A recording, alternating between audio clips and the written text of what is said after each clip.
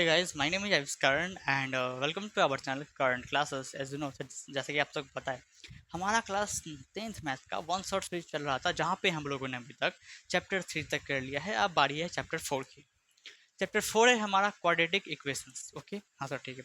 तो बिना किसी देरी के चैप्टर स्टार्ट कर लेते हैं, लेकिन उससे पहले एक छोटा सा बात मैं आपको बता दूँ कि इस चैप्टर का जो वेटेज है आपकी बोर्ड एग्जाम में, वो 8 से 9 नंबर का है। मतलब कि 8 से 9 नंबर के सवाल, 8 मार्क या 9 मार्क के सवाल, ऐसा देखा गया है अक्सर सालों दर साल कि पूछा जाता है। और ये चैप्टर मार्क ऑब्टेनिंग भी है। अच्छे से पढ़ोगे तो 8-9 नंबर पूरा ले आओगे इस चैप्टर से।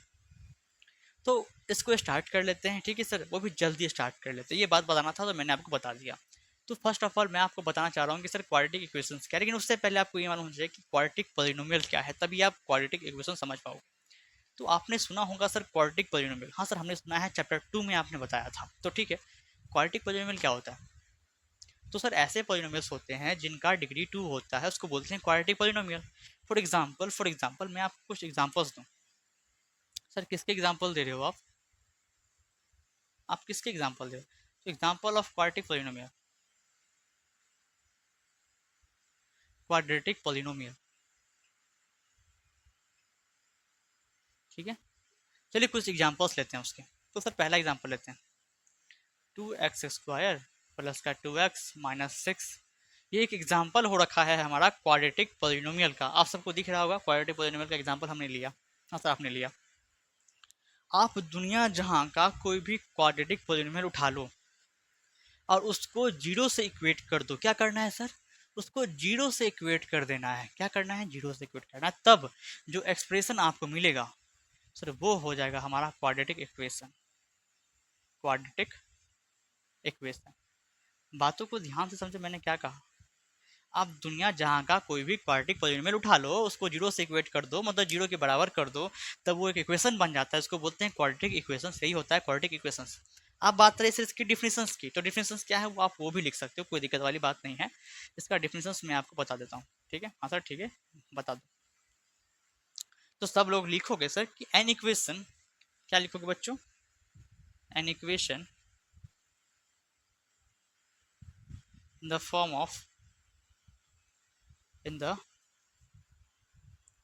फॉर्म ऑफ ax² जोड़ bx जोड़ c बराबर 0, where a comma b comma c are real numbers, are real numbers and a does not equals to 1 and the highest power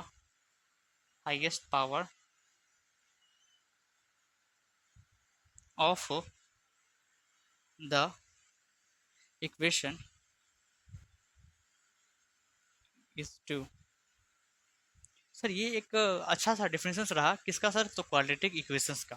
कि क्वाड्रेटिक इक्वेशंस आखिर होता क्या, एग्जाम में आएगा तो लिख सकते हो। वैसे भी, वैसे आप यहाँ तक भी लिख सकते हो, वैसे आप यहाँ तक भी लिख सकते हो। ये मैंने एक्स्ट्रा जोड़ दिया है आप सबको समझाने के लिए, ठीक है। समझ लो क्या है पहले तो। किस तरह यहाँ लिखा हुआ है, यहाँ पे लिखा हुआ है कि N equation in the form of ax² plus bx plus c बराबर 0। एक ऐसा इक्वेशन जो कि आपको इस फॉर्म का दिखने वाला है। कौन से फॉर्म का सर? इस फॉर्म का दिखने वाला है, जहाँ पे हमारा a b और c सर रियल नंबर्स हैं। रियल नंबर पता है क्या? हाँ सर पता है, चैप्टर फर्स्ट में बताया था आपने, ठीक। और a 0 के बराबर नहीं हो सकता। कहने का मतलब यहाँ पे जो आपको a दिख रहा है, ये 0 के बराबर नहीं हो सकता, ठीक है। And the highest power of the equation is 2। और ये जो इक्वेशन है इसका हाईएस्ट पावर 2 होना चाहिए, तभी जाके ये क्वाड्रेटिक इक्वेशन बनता है। मैंने क्या कहा? हाईएस्ट पावर 2 होना चाहिए। 2 से ऊपर अगर 3-4 दिख जाए तो वो नहीं होने वाला क्वाड्रेटिक इक्वेशन। क्वाड्रेटिक इक्वेशन होने के लिए जो हमारी इक्वेशन है उसके वेरिएबल की हाईएस्ट पावर 2 होना चाहिए, मतलब वो इक्वेशन का डिग्री 2 होना चाहिए। बात को समझ रहे हो? हाँ सर समझ रहे हैं। सर अभी आपने ऐसा कहा कि ए का मान हम लोग जीरो नहीं ले सकते हैं। कहीं नहीं ले सकते हैं सर? कहीं नहीं ले सकते हैं? अच्छा मान लेते हैं अगर ए का मान आप जीरो ले लिए। अगर ये जो हमारा स्टैंडर्ड फॉर्म है बच्चों, ये है ना स्टैंडर्ड फॉर्म? हाँ सर है। अगर एक का मान गलती से भी हमने जीरो ले लिया, क्या ले लिया? जीरो ले लिया। तो एक की जगह जीरो हमने पुट किया, x² का x² हो गया प्लस का bx जोड़ c बराबर 0। अब जीरो से x² इंटू होगा तो जीरो ही आने वाला है, जोड़ bx जोड़ c बराबर 0 जीरो से कोई भी चीज़ जीरो तो वही नंबर आता है, तो बी एक्स प्लस सी बराबर जीरो। तो हमारे पास ये एक्सप्रेशन निकल के आ गया। तो देखो, तो ये एक्सप्रेशन जो निकला है बी एक्स प्लस सी बराबर जीरो, क्या ये क्वाड्रेटिक इक्वेशन है? तो सर नहीं, ये क्वाड्रेटिक इक्वेशन कहाँ रह गया? क्योंकि आपने जीरो पुट कर दिया, आपने एक जगह पे जीरो पुट कर दिया, तो ये जो जो हमारा ये फर्स्ट टर्म यही हट गया, तो ये बच गया, और ये बच गया तो ये क्वाड्रेटिक इक्वेशन कैसे हो गया? क्योंकि जो हाईएस्ट पावर है ये हमारा इक्वेशन का, तो वो सर टू रहा ही नहीं, वो तो वन हो गया। इसीलिए बोला जाता है कि ए को कभी भी जीरो नहीं लेने का। ठीक है, बातें समझ में आ रही है? हाँ सर, बातें समझ में हम लोग को आ रही है, इसीलिए मैंने बोला आपको। आपने अभी तक ये समझा कि क्वाड्रेटिक इक्वेशन बनता कैसे, तो ये बन रहा है क्वाड्रेटिक पॉलिनोमियल से। ठीक है, अब आपको स्टैंडर्ड फॉर्म मालूम चल चुका है किसका सर? तो क्वाड्रेटिक इक्वेशंस का स्टैंडर्ड फॉर्म मालूम चल चुका है, तो इस पर बहुत सारे एग्जाम्पल्स आप ले सकते हो। तो सर ठीक है सर ना, कुछ एग्जाम्पल्स लेते हैं ना हम लोग और समझते हैं। तो 2x² प्लस का 6x माइनस का 4 बराबर जीरो।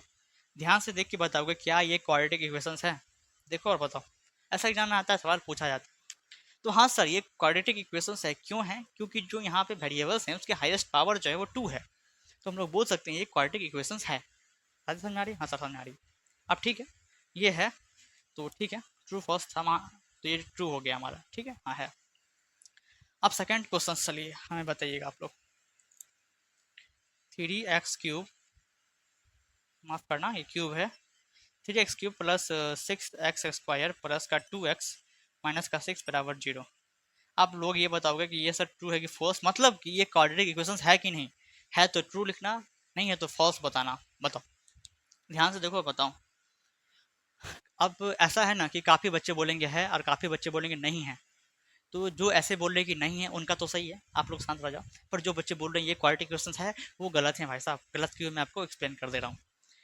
काफ़ी बच्चे यहाँ पे देख रहे होंगे, सर ने बोला था कि वेरिएबल का मतलब कि जो इक्वेशंस लिखा हुआ है उसमें कि आपको एक्स का जो क्या बोलते हैं उसका जो पावर है वो 2 दिख जाए, तो मतलब कि हाँ सर ये क्वाड्रेटिक इक्वेशन हो जाएगा। लेकिन और यहाँ पे वो ट्रू टिक कर देंगे, लेकिन ऐसा नहीं। मैंने कहा था कि वेरिएबल का हाईएस्ट पावर 2 होना चाहिए, यहाँ पे वेरिएबल का हाईएस्ट पावर 3 है बच्चों, देख लो। अगर 3 हो गया तो ये नहीं होगा, ये फॉल्स हो जाएगा मेरे बच्चों, फॉल्स हो जाएगा। समझ में आ रहा है बात? तो आपको हाईएस्ट पावर देखना है, ये क्वाड्रेटिक इक्वेशंस नहीं होगा और ये होगा। बातें समझ में आ रही है? हाँ सर, बातें समझ में आ रही है। ठीक है, अगर आपको ऐसा भी दे देना, ये स्टैंडर्ड फॉर्म है। हाँ सर, स्टैंडर्ड फॉर्म तो है। अगर आपको ऐसा दे दे 2x² बराबर जीरो, आप आपसे ये पूछे ये बताओ ये क्वाड्रेटिक इक्वेशन है कि नहीं, तो हाँ जी है, ये है। भले ही इसमें से ये टर्म जो x का टर्म है वो हट गया, भले ही इसमें से कांस्टेंट टर्म भी हट गया, लेकिन अगर ये बस फर्स्ट टर्म भी रहेगा ना, ये फर्स्ट टर्म भी अगर है बराबर जीरो है, फिर भी ये हमारा जो है वो क्वाड्रेटिक इक्वेशन होगा। सर क्यों होगा? क्योंकि हमने तो इतना ही कहा था कि वेरिएबल का हाईएस्ट पावर 2 होना चाहिए, जो कि है सर। इसका मतलब ये क्वाड्रेटिक इक्वेशंस है। बात तो सही बोल रहे हैं आप सर, तो ठीक है, बातें समझ में आ रही। हाँ, अब ऐसा एग्जाम में अगर पूछ ले कि this is a quadratic equations और not and write this in their standard form, इसको स्टैंडर्ड फॉर्म में लिखना है, तो आपको दिमाग में ये पता होना चाहिए कि सर स्टैंडर्ड फॉर्म क्या होता है, तब इसको हम लोग लिख देंगे। अभी ऐसे लिखा हुआ है, क्या इसको ऐसे हम लोग लिख सकते हैं क्या? 2x² को 2x² ही रखोगे। सेकेंड में sir B X, standard form बोलता है x² plus B X plus C बराबर जीरो। सेकेंड में है बी एक्स, बी अगर जीरो ले लें और एक्स ले लो, प्लस सी कॉन्स्टेंट टर्म इसको भी आप ले लो जीरो बराबर जीरो। तो इसको हमने कुछ ऐसा लिख दिया, तो हमने कुछ गलत किया क्या? बताओ तो, गलत क्या किया? क्योंकि जीरो से एक्स इंटू होगा तो जीरो ही बन जाएगा, मतलब ये टर्म भी zero plus zero, zero plus zero zero, zero का कुछ मतलब ही नहीं होता, मतलब यही बच गया फिर से, है ना? तो इसको आप ऐसे लिख सकते हो, स्टैंडर्ड फॉर्म में हमने इसको लिख दिया। ठीक है, पहले x² का टर्म आया, फिर x का टर्म आया, फिर कांस्टेंट टर्म आया, फिर जीरो आया। बात समझ में आ रही है? हाँ सर ठीक है। तो आप ये भी एक क्वाड्रेटिक इक्वेशन ही हुआ, इसको स्टैंडर्ड फॉर्म में ऐसे भी लिख सकते हैं। इस पे सवाल भी हम लोग करने वाले हैं आगे। ठीक है, हाँ सर ठीक है, पहले आप यहाँ तक लिख लो, इसमें जो फालतू पार्ट है मैं आपको निकाल दूँ। ठीक है, अगर लिखना है तो ऐसे ही लिख लो समझने के लिए। अगर नोट्स बना रहे हो तो मैं आपको बता देता हूँ कहाँ तक लिखना है आपको। आपको कहाँ तक, हाँ ये लिख सकते हो, कोई दिक्कत वाली बात नहीं है, इसको लिख लो स्टैंडर्ड फॉर्म में। ये standard form in standard form ऐसे लिख लेना। नोट्स बना रहे हो, जो बच्चे नोट्स बनाते हैं वो एकदम सीधा से नोट्स बनाते हैं। तो ये स्टैंडर्ड फॉर्म हो गया और ये है। ठीक है, ये टिक मिटा लेना, टिक नहीं लगाना आपको। ठीक है, तो नेक्स्ट स्लाइड की तरफ चलते हैं और एक सवाल, एक दो सवाल कर लेते हैं इस पर। ठीक है, हाँ सर ठीक है। सर ये रहा उस पर कुछ सवाल, कुछ क्या एक ही सवाल करेंगे और आप समझ भी जाओगे। तो सर क्या लिखा हुआ है? सवाल लिखा हुआ है, एक इक्वेशन दे रखा है, बोला है check this is quadratic equation और नॉट। आपको चेक करने का ये जो इक्वेशन दे रखा है ये क्वाड्रेटिक इक्वेशन है या नहीं। तो आप इसको ध्यान से देखो, अगर ध्यान से देखोगे और देख के लग रहा है ये सॉल्व करने वाला हो, सर क्या बोले हो, मतलब कि सॉल्व करने वाला है तो सॉल्व कर लोगे। अगर देखने से लग रहा है कि नहीं सॉल्व करने वाला नहीं है, डायरेक्ट देख के बोल सकते हैं कि क्वाड्रेटिक इक्वेशन है कि नहीं, तब डायरेक्ट आंसर बोलना पड़ता है। लेकिन यहाँ आप ध्यान से देखोगे तो लगेगा हाँ सर ये सॉल्व करने वाला है, तो जो सॉल्व करने वाला है बच्चों आपको सॉल्व करना पड़ेगा। अब तो समझ में आ रही हाँ सर ठीक है, तो ठीक इसको सॉल्व करते हैं ना, सॉल्व करते हैं। तो ये हमारा सवाल रहेगा, नीचे में इसको आपको दोबारा लिखना पड़ेगा, एक्स प्लस वन का होल स्क्वायर बराबर 2 × x−3। जी हाँ, अब चलिए इसको सॉल्व करते हैं। एक्स प्लस वन का होल स्क्वायर लिखा हुआ है, इसको कैसे तोड़ेंगे हम लोग, तो आपको पता होगा कि सर ए प्लस बी का होल स्क्वायर क्या होता है। अरे मूर्ख हो, ये बात ये फार्मूला तो मालूम होगा ना, ए प्लस बी का होल स्क्वायर। सर ये तो नहीं पता है, बता दो। तो A square plus B square plus 2ab ये फार्मूला होता है। कहीं बुक में 2ab बीच में लिखा पड़ता है, बी स्क्वायर बाद में, तो इससे घबराओ मत, बात बरोबर है, ठीक है सर।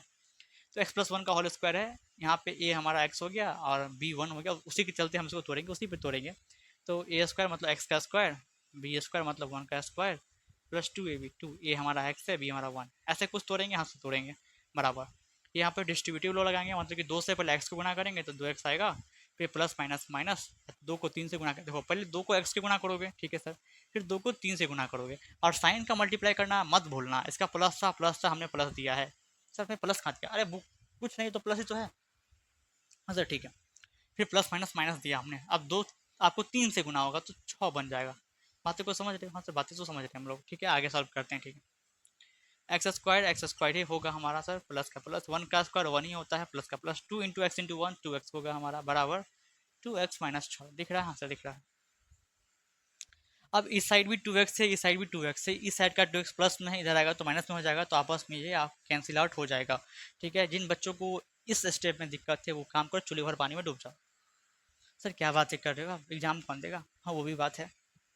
अरे मूर्खो, ये 2x प्लस में था, इस साइड लाते तो माइनस में आता, तो आपस में तो कैंसिल आउट होता ही, तो एक स्टेप फालतू क्यों करना है। आप टेंस में आ चुके हो तो डायरेक्ट काट सकते हो। अगर इक्वेशन है और दोनों साइड सेम चीज़ लिखा हुआ है, सेम साइन के साथ दोनों साइड बोल रहे हैं, दोनों साइड, तब काट सकते हो, ठीक है। अब मैच्योर बन जाओ भाई साहब, टेंस में आ गए हो तो ठीक है सर। एक्स स्क्वायर बच गया यहाँ पे, प्लस का वन बच गया सर यहाँ पे, और सर यहाँ की बात रही तो माइनस का 6 इस साइड लाएंगे तो प्लस का 6 राउंड 0, तो सर आ गया एक्स स्क्वायर जोड़ 7, ये हमारा कुछ निकल के आ गया है। अब इसको आपको देख के बोलना है कि एक्स स्क्वायर प्लस 7 बराबर 0 हमारा जो है ये क्या सर, ये क्वाड्रेटिक इक्वेशन है, क्योंकि ये फर्दर सॉल्व नहीं होने वाला है। आप देख रहे हो कि ये फर्दर सॉल्व नहीं होने वाला है, ठीक। लेकिन जब भी हम ऐसा लिखते हैं, ऐसा हमारे पास आ गया, अब ये फर्दर सॉल्व नहीं होगा, लेकिन ये स्टैंडर्ड फॉर्म में अभी भी नहीं है। स्टैंडर्ड फॉर्म में कैसे होता है सर, तो पहले एक्स स्क्वायर का टर्म होता है, फिर एक्स का टर्म होता है, फिर कॉन्स्टेंट टर्म होता है। लेकिन यहाँ पे देखो एक्स स्क्वायर का तो टर्म है, कांस्टेंट टर्म भी है, लेकिन बीच में जो एक्स का टर्म होता था वो गायब है। तो आपको पता है वो कैसे लगाना है आपको, ठीक है सर हमें पता है। तो इसको हम ऐसे लिख सकते हैं क्या, एक्स स्क्वायर का एक्स स्क्वायर ही दोगे, प्लस का एक्स का टर्म गायब है तो 0 लिख देंगे तो कोई दिक्कत ना, जैसे कोई दिक्कत नहीं, प्लस का 7 है तो लिख दो, कोई बात नहीं है। आप देखो ये स्टैंडर्ड फॉर्म में आ चुका है, आप देख के बताओ ये क्या सर क्वाड्रेटिक इक्वेशंस है।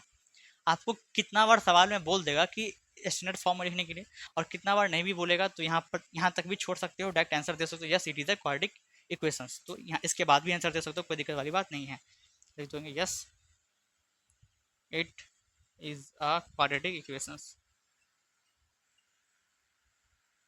मैंने आपको ये सवाल इसीलिए बताया क्योंकि ये सवाल बोर्ड एग्जाम में आता है, और आप स्कूल में भी एग्जाम दोगे या ट्यूशन में भी दे रहे हो कहीं पर टेस्ट, तो इस सवाल पूछा जाता है, ठीक है सर, ठीक है।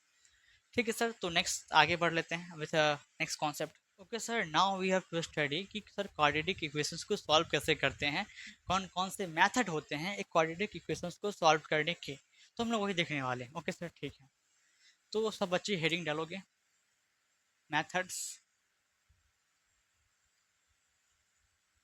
For solving quadratic equations, quadratic equations, सब बच्चे डालोगे हेडिंग। तो सर एक क्वाड्रेटिक इक्वेशंस को सॉल्व करने के लिए कितने मेथड होते हैं, तो आपको इस चैप्टर में दो मेथड ही पढ़ने हैं बच्चों। कितने मेथड पढ़ने हैं, आपको दो मेथड ही पढ़ने हैं। सर कौन कौन से है वो दो मेथड, एक मेथड से आप सब अनजान हो गए और एक मेथड से जानकार हो गए। पहला मेथड है सर फैक्टराइजेशन, फैक्टराइजेशन इस मेथड का नाम आपने सुना ही होगा, क्लास 9 में, क्लास 7 में सुना ही होगा, ठीक है। फैक्टराइजेशन, इसमें फैक्टराइजेशन में भी एक फेमस मेथड है मिडिल टर्म स्प्लिट, ठीक है। मैं आपको वो आगे फर्दर एक्सप्लेन कर दूंगा। पहले एक मेथड है हमारा सिर्फ फैक्टराइजेशन, और दूसरा मेथड है क्वाड्रेटिक फार्मूला। सिर्फ क्या है इसमें, वो सिर्फ कलर अलग अलग कर लिए, चलिए कोई बात नहीं। Quadratic formula, quadratic formula. Sir quadratic formula मतलब बच्चों स्त्री धराचार्य रूल, समझे, श्री धराचार्य रूल।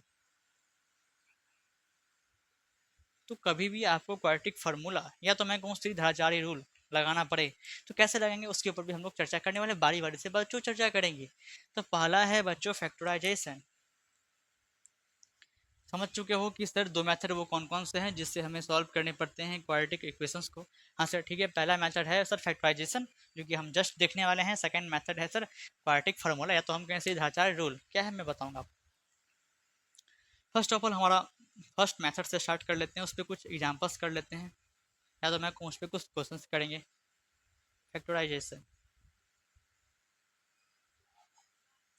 फैक्टराइजेशन में मेनली आपको जो फेमस मेथड है मैं आपको वही बताने वाला हूँ। सर वो फर्स्ट मेथड जो होता है वो सर है middle term split, middle term split, इस पर हम लोग सवाल करने वाले हैं, ठीक है। सेकेंड मेथड है सर हमारा कॉमन मेथड, कॉमन मेथड, इसमें कॉमन लेके मेथड कर कॉमन लेके हम लोग सॉल्व करते हैं। मैं बताऊंगा आपको, कोई दिक्कत वाली बात नहीं है, दोनों पे हम लोग सवाल कर लेंगे, कोई दिक्कत वाली बात नहीं होती, ठीक है। हाँ सर ठीक। तो फैक्टराइजेशन में मेनली हमको इस चैप्टर में दो ही मेथड से सॉल्व करते हैं हम लोग, ठीक है। हाँ सर ठीक है। और एक मेथड और होता है जो कि आप बच्चों के लिए थोड़ा सा भारी होता है, पर कोई बात नहीं, होगा तो मैं आपको वो भी बता ही दूंगा। पहले आप इतना ही समझो कि फैक्टराइजेशन सर हमें फिलहाल दो ही मेथड पढ़ने हैं, ठीक है। और जरूरत पड़ेगा तो मैं आपको बाद में बताऊंगा, ओके सर। तो इस पे हम लोग फर्स्ट ऑफ ऑल सवाल लेने वाले हैं मिडिल टर्म स्प्लिट पे। आपने नाम सुना होगा, आपने क्लास 9 में रगड़ रगड़ के बनाया होगा इस चैप्टर को। हाँ से बनाया तो है, फैक्टराइजेशन चैप्टर से हमारा, ओके सर ठीक। फैक्टराइजेशन आता है क्लास 9 में अच्छे से आता है, ठीक। आप कभी भी आर सवाल उल्टा हो गए तो देखिए होगे। सर क्या बात कर रहे हो, एनसीईआरटी तो छुए ही नहीं है, तो आर अग्रवाल की बात कर रहे हो सर, क्या ही ग्रंथ है वो से ग्रंथ। चलिए कोई बात नहीं, तो इस पर एक सवाल लेते हैं, अच्छे से करते हैं, टाइम पास नहीं करते हैं, ठीक है। हाँ सर ठीक। ठीक है सर, अब हम लोग सवाल करने वाले हैं मिडिल टर्म स्प्लिट के ऊपर में, जो कि फैक्टराइजेशन का ही एक मेथड होता है, एक तरीका होता है फैक्टराइजेशन को सॉल्व करने का। हाँ सर ठीक है, तो देख लो ज़्यादातर सवाल इस पर आपको सॉल्व होते हैं, ठीक है। ज़्यादातर सवाल इस पर आपको सॉल्व होते हैं, ठीक है। हाँ, अब कैसे इसको सॉल्व करने वाले हैं, तो फर्स्ट स्टेप मैं आपको स्टेप बताता चलूँगा, आप लोग स्टेप करते चलोगे, वही करना है जो मैं कहूँगा। हाँ सर ठीक है, बातें समझ में आ रही है। तो फर्स्ट स्टेप में अगर आपको कुछ ऐसा दिखेगा क्वाड्रेटिक हमारा इक्वेशंस, तो कैसे करने वाले हैं हम सर। तो हमारा कोफिशिएंट ऑफ एक्स क्या है बच्चों यहाँ पे बताओ। कोफिशिएंट ऑफ एक्स क्या है सर, वो 2 है, लिखोगे 2, और उसको मल्टीप्लाई कर दोगे कांस्टेंट टर्म के साथ। कांस्टेंट टर्म है आपको -6। हमेशा ध्यान रखना कि सर नंबर्स को उसके साइन के साथ ही लेना। तो 2 यहाँ पे प्लस में था, हमने प्लस में लिया, 6 माइनस में था, हमने माइनस में लिया। तो मैंने क्या कहा, मैंने फर्स्ट स्टेप क्या कहा, फर्स्ट स्टेप में आपको कोफिशिएंट ऑफ एक्स स्क्वायर को उठाना है जो कि 2 है सर। तो हमने 2 को उठाया, और फिर कांस्टेंट टर्म को उठाना है जो कि -6 है, उठाया, और इसको मल्टीप्लाई कर देना है। मल्टीप्लाई करके एक नंबर आएगा आपके पास, -12 आया। हाँ सर आया, तो -12 नंबर आया। हाँ, सब सवाल में अलग अलग नंबर आएंगे, ठीक है। हाँ सर, अब आपको दो नंबर ऐसे सोचने हैं, आपको दो नंबर ऐसे सोचने हैं जिनको इंटू करने पे -12 आवे, और प्लस या माइनस करने पे उसको उठा के यहाँ लिखोगे तो सॉल्व करने पे कोफिशिएंट ऑफ एक्स आवे, जो कि सर क्या है यहाँ पे 1, कुछ नहीं तो 1 होता है, ठीक है। हाँ सर ठीक। मैंने क्या कहा, ध्यान से सुनो। ऐसे दो नंबर्स खोजना है अब हमको जिसका सर मल्टीप्लाई करके ये हमारा ये नंबर आना चाहिए, और प्लस माइनस करने पे सर कोफिशिएंट ऑफ एक्स आना चाहिए, जो कि सर यहाँ पे कितना लिखा हुआ है आपको, सर लिखा हुआ है 1, कुछ नहीं तो 1 होता है, पता है आपको। हाँ सर ठीक। तो सर दो नंबर्स क्या हो सकते हैं सोचो, छोटा ही नंबर है तो आराम से सोच सकते हो। इसका सर आपको प्राइम फैक्टराइजेशन निकालने की कोई जरूरत नहीं पड़ेगा। अगर बड़ा नंबर होता है ना तो हम लोग ये नंबर का प्राइम फैक्टराइजेशन निकाल लेते हैं, तब उनमें से ही कोई नंबर होता है सर, वो दो नंबर, ठीक। फिलहाल यहाँ पे छोटा नंबर है तो आराम से हम लोग खोज सकते हैं। तो अगर हम 4 और 3 ले तो कोई दिक्कत होने वाली है क्या। अगर प्लस का 4 ले और माइनस का 3 ले, तो देखो तो इंटू करने पे -12 आ रहा है क्या, तो हाँ सर 4 3 12 प्लस माइनस माइनस तो आ रहा है। अब इसको जो जैसा लिखा है उसका वैसा लिखो, 4 लिखा है -3 लिखा है, देखते इसको सॉल्व कर दो, तो सॉल्व करने पे कितना आ रहा है सर, 4 में 3 का तो 1, ये क्या है, कोफिशिएंट ऑफ एक्स देखो तो है क्या, हाँ सर प्लस का वन, हाँ मतलब कि सर ऐसे दो नंबर हमें मिल चुके हैं जिनकी सर गुणा करने पे ये नंबर आ रहा है और प्लस माइनस करने पे, मतलब उसको उठा के अगर लिख रहे हैं उसको सॉल्व करेंगे तो कोफिशिएंट ऑफ एक्स आ रहा है, ठीक है। तो इतना तक कर लिए, तो बस इतना ही करना होता है बच्चों को, उसके बाद सवाल यू सॉल्व होता है बच्चों, ठीक। सर चुटकी भी नहीं बजाए, ये ले, ठीक है, हाँ सर ठीक। तो ठीक है सर, आप सॉल्व कर लेते हैं। तो ये फर्स्ट में जो टर्म लिखा है उसको जो कहते हो लिखोगे, हाँ सर ठीक है। अब क्योंकि इसका मेथड का नाम है मिडिल टर्म स्प्लिट, तो मिडिल में जो बीच में टर्म है उसको स्प्लिट कर देंगे, दो हिस्सों में बांट देने वाले हम लोग।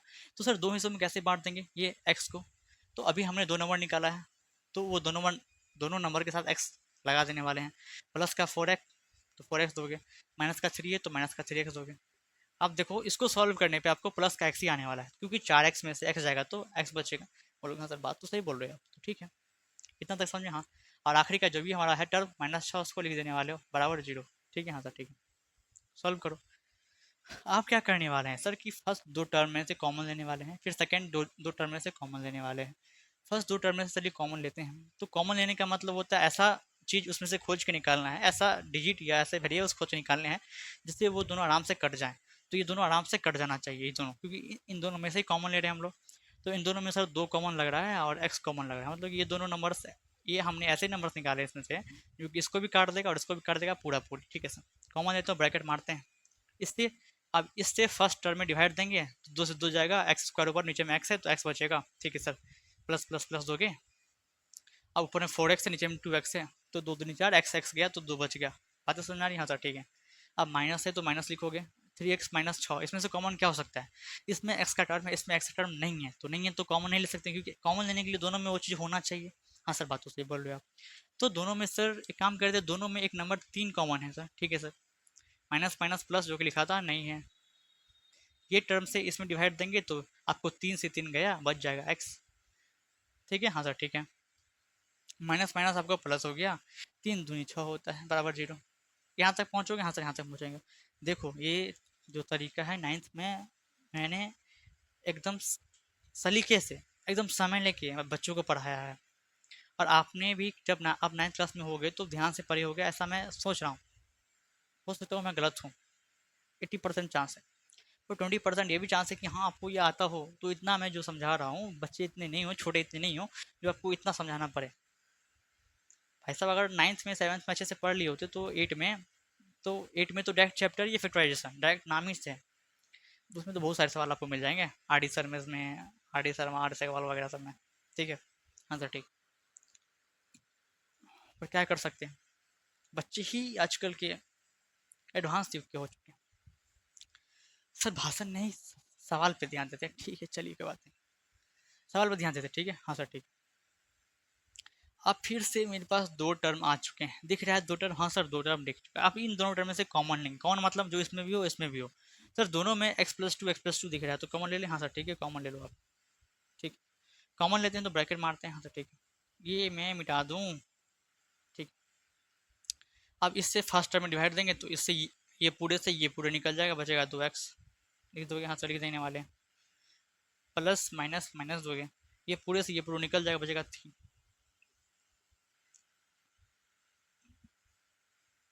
दिख रहा है, हाँ सर दिख रहा है। यहाँ तक आके रुक जाओगे, यहाँ तक आके रुक जाओगे, क्योंकि ये क्वाड्रेटिक इक्वेशंस है, मतलब इसके सर दो ही सॉल्यूशंस होने वाले हैं, दो ही रूट होने वाले हैं, ठीक है। पता है ना, रूट सॉल्यूशन सब एक ही होता है, जीरो सब एक ही होता है, सब एक्स का मान ही निकालने के लिए बोलता है। हाँ सर ठीक है। तो यहाँ से क्या करने वाले हैं, इसको अलग कर लेंगे, इसको अलग कर लेंगे, दोनों को बारी बारी जीरो से इक्वेट कर देंगे, ठीक है सर। इसको उठाते हैं, x+2 को उठाएंगे, इसको जीरो से इक्वेट कर देंगे, एक लाइन खींचो, फिर इसको उठाओ, इसको भी जीरो से इक्वेट कर दो, ऐसे ही सॉल्व होता है ये। यहाँ से एक्स का मान निकल जाएगा, प्लस का 2 हो जाएगा तो सर माइनस का 2, एक मान निकल गया -2, और सेकेंड देख लेते हैं तो सर 2x बराबर 3 माइनस में हो जाएगा तो प्लस में हो जाएगा,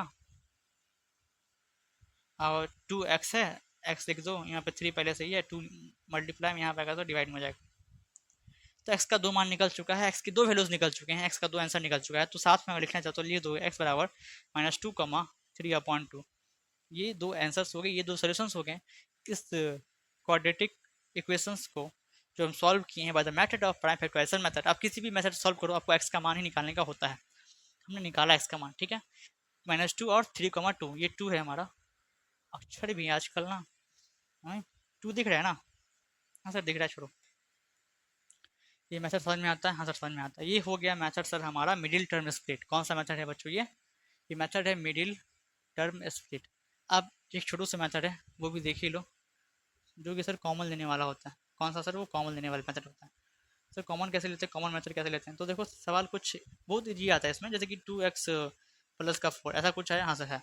अब इसमें से कॉमन लेते हैं। वैसे तो मैंने आपको कॉमन लेना सिखा दिया है, लेकिन फिर से बस ऐसा ही आएगा, बस ऐसा ही आएगा, ठीक है। हाँ मान लेते हैं स्क्वायर लिखा हुआ है यहाँ पे 2x, ऐसा ले लो, ठीक है सर। हाँ ठीक, ऐसा कुछ आगे तो क्या करेंगे? तो देखो तो दो ही टर्म ही यहाँ पे, दो ही टर्म है। अगर तीन टर्म होता है तब हम लोग जाके ये मिडिल टर्म स्प्लिट लगाते। तो आपको यहाँ पे तीन टर्म है, हाँ सर तीन टर्म है। तो क्वाड्रेटिक इक्वेशंस का जब भी आपको तीन टर्म वाले होते हैं सवाल, तो उसको हमेशा मिडिल टर्म स्प्लिट से ही सॉल्व करना। अगर दो टर्म के होते हैं या चार टर्म के होते हैं तब आपको कॉमन लेके सॉल्व करना पड़ेगा। अगर किसी बच्चे को और सवाल प्रैक्टिस करना है तो वो हमारे एनसीईआरटी के जो सर सोल्यूशंस हैं चैप्टर वाइज, हमारे प्लेलिस्ट जो हैं वहाँ पे जाके देख सकते हो, हमारे चैनल पे जाके देख सकते हो उसको, ठीक है सर। फिलहाल इसको कॉमन मेथड से सॉल्व करना है। तो देखो तो दोनों में कॉमन क्या है, इन दोनों में कॉमन क्या है सर? दोनों में कॉमन तो दो है और सर एक्स है। आपको ऐसे दो ऐसे नंबर्स निकालने हैं इसमें से जो कि सर इसको भी पूरा पूरा काट दे और इसको भी पूरा पूरा काट दे, ठीक है। हाँ सर ठीक। दो से दो गया, एक्स स्क्वायर से एक्स जाएगा तो एक्स एक्स मरतबे बचेगा, प्लस प्लस प्लस दो गया, दो एक्स से दो एक्स एक मरतबे चला जाएगा, ठीक है। हाँ सर दिख रहा है, बराबर जीरो लिख देना भाई साहब, क्या ही करोगे, ठीक है। हाँ अब यहाँ पे भी दोनों नंबर्स मल्टीप्लाई में आ चुके हैं। यहाँ भी दोनों नंबर्स मल्टीप्लाई में थे तो हमने अलग अलग करके एक्स का मान निकाल लिया था। यहाँ भी दो नंबर्स मल्टीप्लाई में है, अलग अलग करके आंसर निकाल लोगे, ठीक है सर। हाँ ठीक है। तो दो एक्स बराबर जीरो कर लोगे, यहाँ पे एक्स जीरो वन बराबर जीरो कर लोगे, तो एक्स बराबर यहाँ पे हो गया जीरो, यहाँ पे टू मल्टीप्लाई में है, डिवाइड में हो जाएगा तो एक्स बराबर 0.2 सर जीरो ही होता है। एक मान आ गया जीरो और दूसरा मान एक्स बराबर सर प्लस का वन इधर आएगा तो माइनस का वन, एक मान हो गया माइनस वन, ठीक है। हाँ वैसे तो आप फैक्टराइजेशन करते हो तो उसमें तो ये मेथड सब बताया जाता है, पर आप लोगों को याद नहीं होगा मुझे पता है, इसलिए सर ये मेथड बताया गया है। ये हो गया हमारा फैक्टराइजेशन का जो भी मेथड है सर, समझ में आ गया हम सबको। अब बात कर लेते हैं हम लोग सर क्वाड्रेटिक फार्मूला का, मतलब श्रीधराचार्य रूल का। ओके ठीक है सर, ठीक है सर, आप लोगों ने लिखा और समझा भी। अब बात करते हैं हम लोग सर क्वाड्रेटिक फार्मूला की, ठीक है। तो हमारा नेक्स्ट हेडिंग जो सब लोग लिखोगे अपने कॉपी पे सर वो है क्वाड्रेटिक फार्मूला, ठीक है। जी हाँ सर, मैंने आपको इसका दूसरा नाम भी बताया था, बताओ क्या होता है, बताओ। फार्मूला सर इसका दूसरा नाम आपने बताया था श्रीधराचार्य रूल। तो क्या है इसका दूसरा नाम? बहुत अच्छा सा नाम है, क्योंकि ये नाम जिस मैथमेटिशियन ने इसका इजाद किया है, इसका खोज किया है, इसको एक्सप्लेन किया है, उसका नाम था श्रीधराचार्य, इसीलिए उसी के नाम पे इसको रखा गया है श्रीधराचार्य रूल। ओके जी हाँ सर,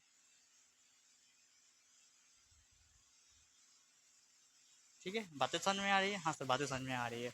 तो अब हम लोग पढ़ने वाले हैं बच्चों क्वाड्रेटिक फार्मूला, जिसको बोलते हैं Shridharacharya rule. Okay sir okay, बात तो समझ में आ रही है तो ठीक है। उससे पहले आपको एक बात तो पता ही होगी सर, वो क्या है कि आपको स्टैंडर्ड फॉर्म पता होगा। किसका सर?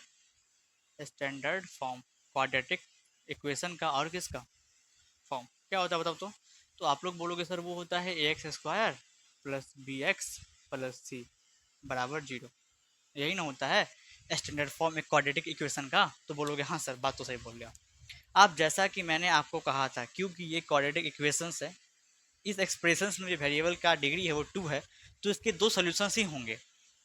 एक ऐसा एक्सप्रेशन ले लो जिसमें वेरिएबल का जो डिग्री है वो थ्री होगा तो वो तीन सोल्यूशन देगा, ठीक है। क्योंकि यहाँ पे वेरिएबल का डिग्री टू है इसलिए दो सोल्यूशन देंगे, मतलब कि दुनिया जहाँ में कोई भी क्वाड्रेटिक इक्वेशन होगा वो हमेशा दो सोल्यूशन ही देगा। ओके बातें समझ में आ रही है? हाँ सर बातें समझ में आ रही है। वो दो सोल्यूशंस क्या था, उन्हें हम लोग लेट करते हैं सर अल्फ़ा एंड बीटा। इनका नाम मैंने आपको लिखाया था शायद, सर शायद बोल रहे नहीं, मैंने लिखाया था मुझे याद, मैंने आपको बताया था कि ये अल्फ़ा का सिंबल है, ये बीटा का सिंबल है ना। हाँ सर बताया था। तो हमने वो दो सॉल्यूशंस को जो कि एक क्वाड्रेटिक इक्वेशन को सॉल्व करने से निकलते हैं उनको अल्फ़ा और बीटा मान लिया है। अल्फ़ा बीटा यहाँ पे सर क्या है, ये हमारे सर सॉल्यूशंस है। सॉल्यूशंस कहूँ, रूट कहूँ, जीरोस कहूँ, सारे बात बरोबर है, खाली ये सब अलग अलग जगह यूज होता है। जीरोस की बात करते हैं तो ये सर हमारे जो पॉलिनोमियल्स है उसमें यूज हो जाता है। रूट्स की बात करें तो क्वाड्रेटिक इक्वेशंस में यूज हो जाता है, और सॉल्यूशंस की बात करें तो हर जगह यूज हो जाता है। मतलब है एक ही चीज़, बस नाम अलग अलग है, बातों को समझिए आप, ठीक है। हाँ सर, तो जैसा कि मैंने आपको अभी कहा, ये सर एक फॉर्म होता है क्वाड्रेटिक इक्वेशन का, क्योंकि एक क्वाड्रेटिक इक्वेशन है, ये दो सॉल्यूशंस आपको प्रोवाइड करेगा। वो दो सॉल्यूशंस को हमने अल्फा और बीटा मान लिए, ठीक है, ठीक है। और इसका फार्मूला होता है बच्चों, सब लोग अपने कॉपी पे नोट करोगे, अल्फा बराबर -b plus root b² - 4ac upon में 2a। अभी थोड़ा देर के लिए शांत हो जाओ। आपको, मुझे पता है आपको यहाँ पे दिक्कत होने वाली है, सर ए बी सी क्या है। वैसे मैंने बताया है आपको कि ए बी सी क्या है, बहरहाल मैं दोबारा बता दूंगा, कोई दिक्कत वाली बात नहीं। बस ये समझो, अगर एक क्वाड्रेटिक इक्वेशन को सॉल्व करने से हमें दो वैल्यूज़ मिल रहे हैं अल्फा और बीटा, तो उसे डायरेक्ट निकालने के जो फार्मूला है वो ये है। अगर आप अल्फा बराबर ये फार्मूला पुट करते हो, इस पर जो भी वैल्यूज़ है आप पुट कर देते हैं, तो अल्फा डायरेक्ट निकल के आ जाएगा, और बीटा की जगह पे बीटा का वैल्यू पुट करेंगे। तो सर वो फार्मूला क्या है बीटा का, वो तो पहले बता दीजिए। तो ठीक है, I have to tell you sir, beta का फार्मूला क्या है। वो है सर -b -√b² - 4ac। देखो बच्चों, ज़्यादा अंतर नहीं है, ज़्यादा अंतर नहीं है, ठीक है। हाँ सर, बातें समझ में आ रही, ठीक, ठीक। तो ये हमारे फार्मूलाज हो गए रूट निकालने के, या तो मैं कहूँ सोल्यूशंस निकालने के, या तो मैं कहूँ एक्स का मान निकालने के, कोई भी क्वाड्रेटिक इक्वेशंस के। अब कुछ बच्चे, या तो मैं कहूँ कुछ टीचर्स ऐसे प्रोवाइड करवाते हैं कि हाँ आप ये फार्मूला लगाओ और आंसर निकाल लो। एक सेकेंड, मैं आपको एक बात और यहाँ पे साइड में बता ही देता हूँ। वेयर, आपको ए पता है क्या है सर, आपको बी पता होना चाहिए, आपको सी पता होना चाहिए, ठीक है। आपको ए बी सी का मान पता होना चाहिए। ए बी सी क्या है, मैंने आपको कहा था ए जो है वो कॉफिशिएंट ऑफ एक्स स्क्वायर होता है, आपको पता देख रहे हो, एक्स स्क्वायर का कॉफिशिएंट ए है, तो यहाँ पे क्या होगा sir, A coefficient of x square मैंने लिखाया है। बहरहाल दोबारा देख लो, लेकिन ये गलत बात है, क्योंकि एक बार में आपको समझ आना चाहिए था। ये बी है sir, B coefficient of X है। देखो तो बी जो है वो कॉफिशिएंट ऑफ एक्स है, एक्स का कॉफिशिएंट है, और सी हमारा कांस्टेंट टर्म है। ये बात पता होना चाहिए आपको। सर ये बात हमें पता है, आप दोबारा काहे लिख दी, ठीक है। आपको पता है, लेकिन आपके बगल वाला भूल गया होगा, मुझे पता। तो ये सर ए बी सी का मान है जो कि हम पढ़ना है, और अल्फा बीटा आपको मालूम है, दीज आर रूट्स, या तो हमारे सोल्यूशंस, एक्स का मान। अब कुछ टीचर ये फार्मूला को ऐसे आप बोलते हैं कि ऐसे याद कर लो, अलग अलग मान है, अलग अलग अल्फा बीटा का ऐसा निकालो। लेकिन अगर आपको डायरेक्ट निकालना है, ये दोनों अल्फा और बीटा मान किसका है, वैल्यू एक्स का ही तो है, अल्फा और बीटा एक्स का ही तो सोल्यूशन है। तो डायरेक्ट फार्मूला एक लिख सकते हो बच्चों कि एक्स बराबर -b। देखो इस दोनों में क्या फ़र्क है, आप हमें बस ये समझा दो, इस दोनों में क्या फ़र्क आपको दिख रहा है। तो आप बोलोगे सर ये दोनों में फ़र्क, एगो में प्लस एगो में माइनस है, बाकी सब चीज़ सेम है, बस प्लस माइनस का तो खेला है। तो क्यों ना इन दोनों को एक जगह लिख दिया जाए, क्योंकि ये दोनों एक्स के ही तो मान है बच्चों। तो प्लस माइनस का फ़र्क है, एक काम करते हैं, प्लस माइनस दोनों दे दें यहाँ पे, बाकी तो हर चीज़ सेम ही है। आप एक मिनट मिला के देख सकती हो, बाकी हर चीज़ तो सेम ही है, देख रहे हो। अब ये फार्मूला को कैसे यूज करना है सवाल में मैं जस्ट एग्जांपल लेके बताने वाला हूँ, चिंतित होने की कोई ज़रूरत नहीं है बच्चों, ठीक है। आप या तो ये फार्मूला याद कर लो, ये दोनों, क्योंकि ये दोनों एक्स के ही मान है, अलग अलग वैल्यूज, एक्स के दो वैल्यूज निकलने वाले हैं, दो वैल्यूज डायरेक्ट निकालने हैं, तो ये फार्मूला लगा लो। या तो एक ही फार्मूला याद कर लो, एक्स बराबर -b +√b²-4ac/2a। नहीं तो इससे शॉर्ट भी फार्मूला आता है, इससे शॉर्ट फार्मूला भी उपलब्ध है मार्केट में। सर वो क्या है सर, हमें तो आदत है सर शॉर्ट फार्मूला याद करने की। सर तो काम करते हैं ना, एक्स बराबर एक्स ही लिखो, बराबर का बराबर लिखो, माइनस का माइनस लिखना पड़ेगा, प्लस माइनस भी लिखना पड़ेगा, बस। ये b² - 4ac जो रूट के अंदर है, उसके जगह हम सर डी दे सकते हैं। क्या बात कर रहे हो सर, एक नया फार्मूला है, सब वही फार्मूला है, मैंने इसको सिंपलेस्ट फॉर्म में आपको लिख दिया। इससे सिंपलेस्ट फॉर्म में ये फार्मूला नहीं आ सकता, आप ये याद कर लो बच्चों।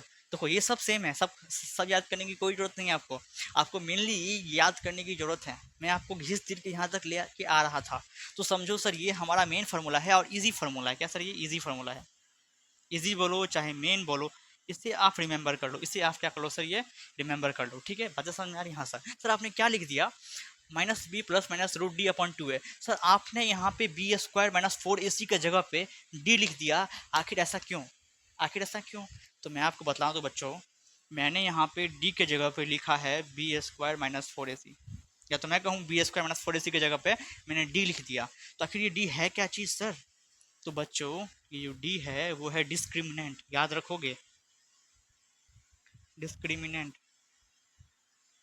ठीक है सर। हाँ सर, हम ये बात को याद रखेंगे। डी हमारा होता है डिस्क्रिमिनेंट, ठीक है, ओके सर। और डी की वैल्यू होती है B square minus four A सी, इसलिए हम लोग B square minus four A सी की जगह पे डी का यूज कर सकते हैं। अब चिंतित मत हो कि ये फार्मूला कैसे यूज हो, कहाँ यूज होगा, मैं जस्ट बताने वाला हूँ, एक एग्जाम्पल लेंगे और अच्छे से समझेंगे, ठीक है। हाँ सर ठीक है, बस आप फार्मूला याद कर लो। ये पूरा लिखने का एक ही मतलब बनता है मेरा कि आपको ये फार्मूला याद करवाना था हमको कि x बराबर minus B plus minus root D upon two है, जहाँ पे डी हमारा डिस्क्रिमिनेंट है और डी की value B square minus four A C है। एग्जाम में काफ़ी बार ये क्या बोलते हैं ऑब्जेक्टिव क्वेश्चन आ चुका है कि सर डी क्या है, बोलोगे डिस्क्रिमिनेंट है, डी की वैल्यू क्या है तो बोलोगे B square minus four A C.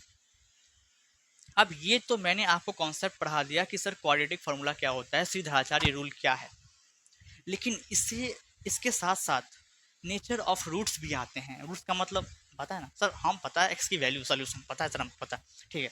Nature of roots भी आता है। नेचर ऑफ रूट्स हमको चेक करना होता है कि रूट्स कैसे निकलने वाले हैं, और नेचर ऑफ रूट्स जो है वो आपको डी डिसाइड करता है। डी डी हमारा हो गया डिस्क्रिमिनेंट, ठीक है। अब हम लोग क्योंकि ये दोनों कॉन्सेप्ट मिल के सवाल आते हैं, सवाल अकेला नहीं आता है, दोनों कॉन्सेप्ट मिल के सवाल आता है आपको, तो वो भी कॉन्सेप्ट पढ़ना बहुत जरूरी है। नेक्स्ट स्लाइड पे हम लोग देखने वाले हैं नेचर ऑफ रूट्स। फिलहाल आपको मेन ये फॉर्मूला याद करना है, ये पूरी स्लाइड से ये निष्कर्ष निकलना है कि ये सर हमको याद करना है, बात खत्म। नेक्स्ट स्लाइड की तरफ चलते हैं, नेचर ऑफ रूट्स पढ़ते हैं, ठीक है सर। आप लोगों ने लिखा और समझा भी, हाँ सर हमने लिखा और समझा भी।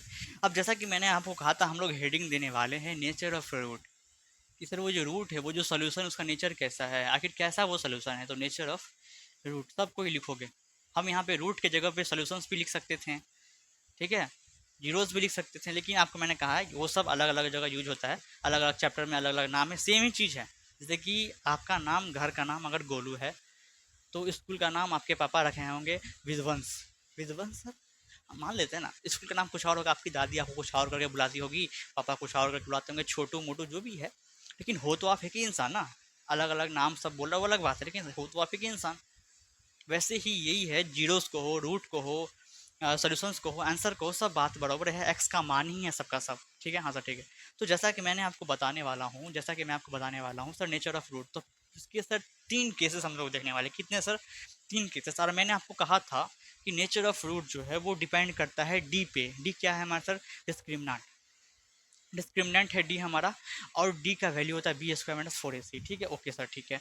तो फर्स्ट ऑफ ऑल अगर डी निकालें हम लोग सवाल में, अगर डी निकालें और डी की वैल्यू बड़ी आ गई जीरो से, तो हम लोग एक चीज़ बूझ जाएंगे यहाँ से, हम लोग एक चीज़ यहाँ से बूझ जाएंगे सर। वो चीज़ क्या सी है कि इसके टू डिस्टिंक्ट रूट होने वाले हैं, दो अलग अलग रूट होंगे।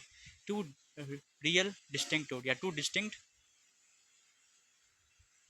डिस्टिंक्ट बोलिए, या आपको ये वर्ड भारी लग रहा है तो मैं एक काम करता हूँ, डिफरेंट लिख देता हूँ, सबसे अच्छा, बच्चों को समझ में भी आएगा और इजी का इजी हो जाएगा। Two different real roots, real roots. Sir आपने क्या लिख दिया? मैंने कहा अब सब सवाल में हम लोग डी चेक करेंगे, आप टेंशन मत लो, हम लोग डी चेक करेंगे, हम चेक करके आपको दिखाने वाले अभी सवाल लेंगे तब। अगर हमने डी चेक किया और डी की वैल्यू जीरो से बड़ी आ जाती है, तो हम लोग बोलते हैं कि सर इसके दो रियल रूट्स होंगे अलग अलग, टू डिफरेंट रियल रूट्स, अलग अलग रूट्स निकलेंगे, एक का वैल्यू कुछ और होगा, दूसरे का कुछ और होगा, लेकिन दोनों एक्स का ही मान होने वाला है, ठीक है। हाँ सर ठीक है, okay. And the second case, जब हमारा डी जो है डिस्क्रिमिनेंट जो है वो बराबर आ जाता है जीरो के, इसमें क्या होगा सर? इसमें एक बात कौन सी याद रखनी है हमें, इसमें टू रियल रूट्स होंगे बच्चों, टू रियल रूट्स होंगे। सर आप बारी बारी रियल शब्द का यूज क्यों कर रहे हो? यहाँ पे रियल शब्द का मतलब होता है रियल नंबर से। आपने रियल नंबर पढ़ा है चैप्टर फर्स्ट में, तो बताने की जरूरत मुझे नहीं, ठीक है। हाँ सर ठीक। यहाँ पे रियल का मतलब है रियल नंबर से, तो जो भी आंसर निकलेंगे वो रियल नंबर ही होंगे, ठीक है। तो जब भी हम डी निकालेंगे और डी का मान जो है सर वो जीरो के बराबर आ जाता है, तो हम लोग ऐसा बोलते हैं कि आगे जो सॉल्व करेंगे फर्दर इक्वेशन को, तो उसके दो दो इक्वल रियल रूट्स आ जाएंगे, माफ करना, दो इक्वल रियल रूट्स आ जाएंगे, टू इक्वल रियल रूट्स। माफ करना, जो बच्चे लिख लिए होंगे उनको दोबारा काटना पड़ा होगा, माफ करना। चलिए सर कोई बात नहीं, इतनी गलती चलती है, ठीक। तो जैसा कि मैंने कहा डी अगर जीरो है, जीरो के बराबर है, तो टू इक्वल रियल रूट्स आ जाएंगे, बराबर होंगे। अगर एक्स का मान दो आ रहा है, तो आपको टू कमा टू मतलब कि सेम वैल्यूज आने वाले हैं, थ्री है तो थ्री आएगा, फोर है तो फोर फोर आएगा, फाइव है तो फाइव फाइव आएगा। आपको मैं दिखाने वाला हूँ कैसे क्या होता है, ठीक है। अब उतना दिमाग मत लगाओ फिलहाल, फिलहाल आप ये समझो कि ये तीनों केस सर क्या बता रहे हो। तो अब अगर डी की मान 0 से छोटा हो गया तो सर क्या करेंगे, डी का जो मान है अगर वो 0 से छोटा हो जाएगा। फर्स्ट केस में हमने लिया था कि जब डी 0 से बड़ा है तो दो अलग अलग रूट बनेंगे, दो अलग अलग सोल्यूशन निकलेंगे। जब डी का मान 0 के बराबर होगा तो टू इक्वल रूट्स बनेंगे, और जब डी का मान 0 से छोटा होगा तो नो रियल रूट्स बनेंगे मेरे बच्चों, नो रियल रूट्स। एक भी रूट नहीं बनेगा, मतलब फर्दर उसको सॉल्व हम लोग करेंगे भी नहीं, फर्दर वो इक्वेशन को सॉल्व करेंगे भी नहीं। अब इस पे इससे पिछले वाला जो कॉन्सेप्ट है और ये कॉन्सेप्ट इन दोनों को मिला के सवाल आते हैं साथ में, मैं अभी जस्ट बताने वाला हूँ, आप इसको याद करो, इससे याद किए बिना आप सवाल नहीं सॉल्व कर पाओगे, बात समझोगे। याद कर लो, अभी तुरंत याद कर लो फटाफट। जब जीरो बड़ा होता है तो दो अलग अलग रूट्स बनता है, जब डी जीरो के बराबर होता है तो टू इक्वल रूट्स बन जाते हैं, जब डी जीरो से छोटा होता है तब रूट्स बनते ही नहीं है, एक भी रूट्स नहीं बनते हैं, फर्दर उसको सॉल्व करेंगे नहीं हम लोग, ठीक है। हाँ सर ठीक है, तो ठीक है नेक्स्ट स्लाइड की तरफ चलते हैं, सवाल लेके आते हैं। ठीक है सर, अब हम लोग एक सवाल देखने वाले हैं जो कि वो दोनों कॉन्सेप्ट को मिक्स करके बन सकता था, एक अच्छा से अच्छा सवाल जो कि बोर्ड एग्जाम में भी आ सकता है। ओके हाँ सर ठीक है, तो ये रहा वो सवाल। क्या है सर वो सवाल कि find the nature of the root. First of all आपको sir nature of the root find करना है बच्चों, मैं हाईलाइट कर दे रहा हूँ क्या क्या फाइंड करना है।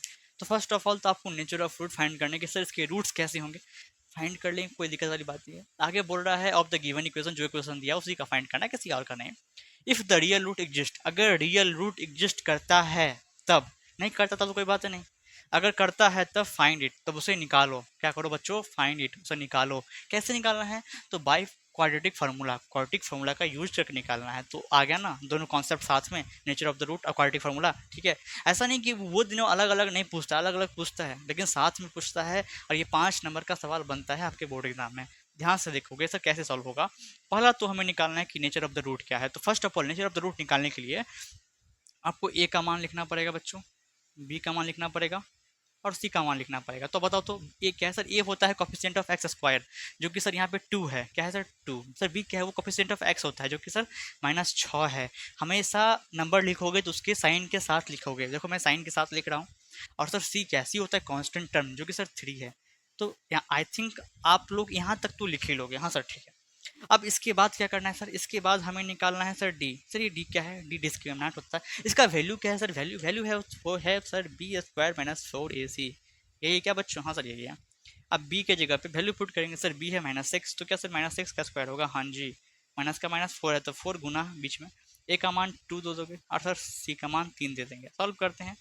निगेटिव नंबर हो चाहे पॉजिटिव नंबर हो, आप किसी भी नंबर का जब स्क्वायर करते हो निगेटिव या पॉजिटिव, हमेशा पॉजिटिव में ही आंसर देगा, बात को ध्यान में रख लो। तो -6 का स्क्वायर 36 हो जाएगा सर, माइनस का माइनस, 4 दूनी 8, 8 से 24, ठीक है। आप माइनस कर देते हैं सर, 6 12, कितना आ गया सर। तो सर यहाँ जैसा कि हम लोग देख रहे हैं यहाँ पे डी का मान सर 12 निकल के आ रहा है। यहाँ पे बच्चों डी क्या निकल के आ रहा है हमारा, तो सर डी 12 निकल के आ रहा है। अब आप लोग देख के बताओ क्या वो 3 केस जो मैंने आपको नेचर ऑफ रूट में बताए थे उसमें से कौन सा केस लगने वाला है। तो आप बोलोगे सर आप पहला केस इसमें लगेगा क्योंकि ये जो हमारा डी है डिस्क्रिमिनेंट जो है वो 0 से बड़ा आ रहा है, 0 से बड़ा नंबर है ना 12, छोटा तो नहीं है जी, नहीं सर 0 छोटा नहीं है, बड़ा है, तो मतलब फर्स्ट केस लगेगा। सर यहाँ पे जो है हेयर हम लोग बोल सकते हैं डी जो है वो सर बड़ा है 0 से, 12 ना है जी, तो बड़ा है। तो अब इस केस में इसके रूट्स कैसे हो सकते हैं, तो आप बोलोगे they have two different root, है ना। इस केस में 2 रियल रूट होते हैं, 2 डिफरेंट रियल रूट्स।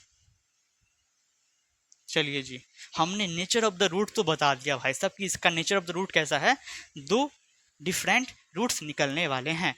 ये हमने ए बी सी का मान हमने लिखा, वहाँ से हमने डी निकाला। डी अगर वो 3 केस में से क्या है हम लोग चेक कर लेंगे, यहाँ पे 0 से बड़ा आ रहा है तो फर्स्ट केस हो जाएगा। फर्स्ट केस में बोला था कि इसके 2 रियल रूट्स होने वाले हैं बच्चों, ठीक।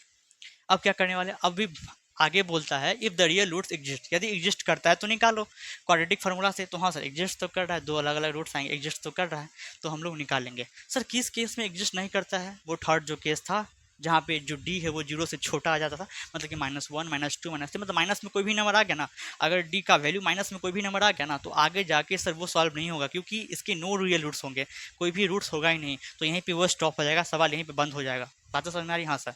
लेकिन वो 2 केस पहला और दूसरा दोनों में आपको फाइंड करने पड़ते हैं, तो ये पहला केस है इसमें 2 अलग अलग रूट्स होंगे हमारे, तो फाइंड करेंगे बाय क्वाड्रेटिक फार्मूला। तो आपको पता है क्वाड्रेटिक फार्मूला क्या होता है सर, फार्मूला था मेरे बच्चों एक्स बराबर था sir minus B plus minus root D upon में 2 है।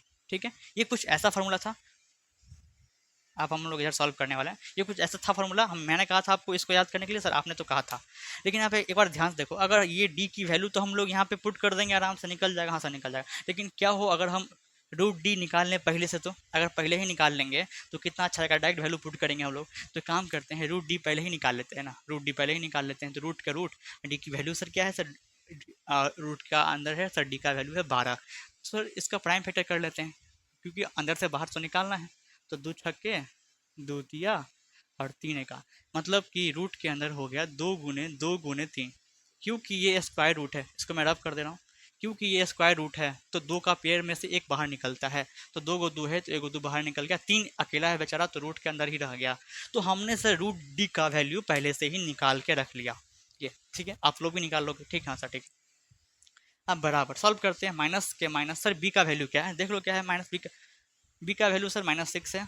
ये माइनस साइन फार्मूला का है, और बी का वैल्यू जो भी होगा प्लस या माइनस में आपको यहाँ पुट करना पड़ेगा। यहाँ पे सर माइनस में है, प्लस माइनस दोगे, रूट डी की जगह पे हम लोग ये वैल्यू पुट कर सकते हैं, क्योंकि ये रूट डी का मान है। हाँ सर बात तो सही बोल रहे हो आप। अपॉन में 2a है, 2 गुने ए का वैल्यू क्या है सर, ए का वैल्यू बच्चों 2 क्या है, 2 है। तो ठीक है बच्चों, कोई बात नहीं, माइनस माइनस प्लस हो गया 6 प्लस माइनस 2 √3 अपॉन में 2 दूनी 4। सर ये निकल के आ गया, लेकिन ये सर मान कहाँ निकला, ये तो बस यहाँ पे हम लोग x बराबर इतना निकाले हैं। तो मैंने आपको क्या कहा था कि हम लोग सर दो फार्मूला को मर्ज करके ये फार्मूला बनाए थे, याद है, दोनों में अंतर था प्लस और माइनस का, मैंने कहा था हाँ सर। अब उसको अलग कर देना, इसको हम लोग अलग कर देना, यहाँ से x का मान 2 2 आ जाएगा। क्यों सर, एक में प्लस लगेगा और एक में माइनस लगेगा, इसलिए हम लोग ये प्लस माइनस बारी बारी कैरी कर रहे हैं, अपने पिट्ठी पे ढो के चल रहे हैं। तो ठीक है सर, एक केस में क्या करेंगे, बस प्लस लिखेंगे, बाकी हर चीज़ सेम रहेगा, हमारा हर चीज़ सेम रहेगा, कॉमा लगाएंगे। और एक केस में क्या करेंगे, बस माइनस देंगे। तो ठीक है, 6 माइनस बच्चों 2√3 अपॉन में 4। आई थिंक यहाँ तक बातें समझ में आ रही है, क्योंकि दो फार्मूला था ना, इसलिए हमने उसको उनको साथ में आपको मर्ज किया था और x का एक फार्मूला निकाला था। और यहाँ पे क्या है कि हम लोग प्लस माइनस ढोते आ रहे हैं, तो हम लोग अलग अलग कर सकते हैं, एक बार प्लस लेंगे एक बार माइनस लेंगे, बाकी हर चीज़ सेम रहेगा। ऐसा ही था हमारा फार्मूला, याद कर लो। ऐसा नहीं कि आप वो फार्मूला डायरेक्ट नहीं यूज कर सकते हो, अल्फा बराबर ये बीटा बराबर यूज कर सकते हो, बट वो लेंदी हो जाता है, ये ईजी रहता है सबके लिए। ठीक है हाँ सर ठीक। अब देखो अब कैसे सॉल्व होगा, ये दोनों में कुछ कॉमन लेने वाला है कि हाँ सर, 2 कॉमन ले सकते हैं, तो 2 कॉमन लेंगे। 2 से 6 को 3 मरतबे कटेगा, प्लस प्लस प्लस दोगे, ये टर्म में से 2 में डिवाइड दोगे तो 2 से 2 निकला तो √3 आ जाएगा। हाँ सर ठीक है, बात तो सही बोल रहे हैं। अपॉन में 4 है तो 4 दे दोगे, कॉमा। आप सबको नीचे तक दिख रहा है क्या, आप सबको नीचे तक दिख रहा है क्या, हाँ सर दिख तो रहा है ठीक है। यहाँ भी सर 2 कॉमन लेने वाला, हाँ सर 2 कॉमन ले सकते हैं। 2 से काटेंगे 6 में फर्स्ट टर्म में, 3 बचेगा, प्लस माइनस माइनस दोगे, फिर 2 से ये टर्म में डिवाइड करेंगे तो 2 निकल जाएगा, √3 बच जाएगा। अपॉन में बच्चों 4 बच जाएगा, देख रहे हैं हाँ। अब ये 2 है, 2 से नीचे में 4 है, 2 दूनी 4, यहाँ भी 2 दूनी 4। अब क्या निकल के आ गया, जगह कम है माफ़ करना, जगह कम है माफ़ करना, इधर देख लो जगह कम है, ठीक है हाँ सर ठीक है। अब क्या क्या निकल गया, अब क्या बच गया सर, यहाँ पे बच गया x बराबर ये 3 प्लस √3, 3 प्लस √3 अपॉन में 2 बच गया, कॉमा दूसरा वैल्यू क्या बच गया, तो 3 माइनस √3 अपॉन में 2। मतलब सर x का 2 मान निकल गया, जैसा कि हमने पहले ही प्रिडिक्ट कर लिया था। प्रिडिक्ट क्या कर लिया था हमको सर, वो तीनों केस याद था, इसलिए हमने पहले ही कर दिया था। इसके 2 डिफरेंट रियल रूट्स होने वाले हैं। तो देखो 2 अलग अलग x का मान निकल गया ना, दोनों सेम तो नहीं है। अगर सेकेंड केस होता तो दोनों सेम वैल्यू निकलता, अगर यहाँ पे 2 होता तो यहाँ पे 2 ही होता, अगर यहाँ पे लाख होता यहाँ पे लाख ही होता, अगर यहाँ पे 10,000 होता यहाँ पे 10,000 ही होता। लेकिन क्योंकि 2 अलग अलग डिफरेंट रियल रूट्स हैं, तो इसलिए अलग अलग रूट्स आ गए बच्चों, x के मान हमने निकाल लिया। आशा करते हैं इस वीडियो लेक्चर में बताने वाले सारे कॉन्सेप्ट, सारे क्वेश्चंस आपको समझ में आए होंगे, और हम लोग मिलते हैं नेक्स्ट वीडियो में। तब तक के लिए take care and bye bye.